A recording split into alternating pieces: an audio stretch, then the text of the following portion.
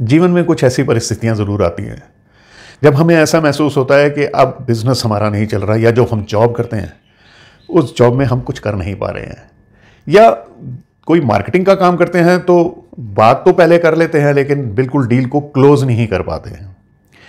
कुछ भाषा भी खराब होती जा रही है, और इसके अतिरिक्त यह है कि हकलाहट तुतलाहट भी कुछ आने लग गई है, या वैसे ही जन्म से है ऐसी। कुछ जीवन में परिस्थितियां जब खराब आती हैं तो उनसे लड़ने के लिए बुद्धि काम नहीं करती है, या हमने आगे अपने जीवन में क्या काम करना है इस बारे में हम सोच नहीं पाते। कुछ घर में महिलाओं के साथ संबंध भी खराब है, जैसे बहन होगी, बुआ होगी, मासी होगी, माँ हो गई। इसके साथ साथ कुछ ऐसी चीज़ें होती हैं जैसे कोई कैलकुलेशन करनी है, या कोई और परेशानी है कि मेमोरी की जैसे कोई प्रॉब्लम आ जाती है, याददाश्त की।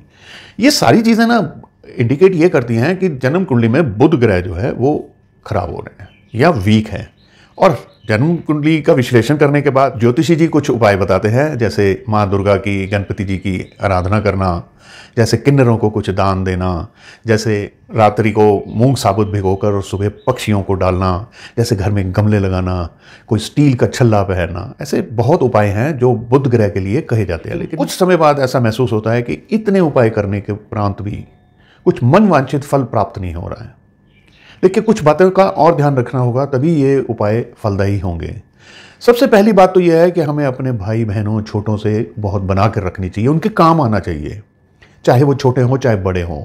ऐसे ही हमें बाहर जाकर ऐसे लोगों की मदद करनी चाहिए जिनको सच में हमारी ज़रूरत है, और हम ज़रूरी नहीं उनके हाथ में पैसा पकड़ाएं।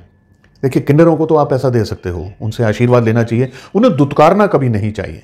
लेकिन घर के अंदर जितनी भी महिलाएं हैं, जैसे बहन हो गई, बुआ, मासी, चाची, कोई भी स्त्री, आपने उनका पूरी तरह से आदर करना है, और यदा कदा उन्हें कुछ ना कुछ आप देते रहिए। किसी से संबंध खराब है तो आज ही प्रयास शुरू कर दीजिए उनसे संबंध सुधारने के। मैं कहता हूं बुध ग्रह अपने आप ही ठीक होना शुरू हो जाएंगे।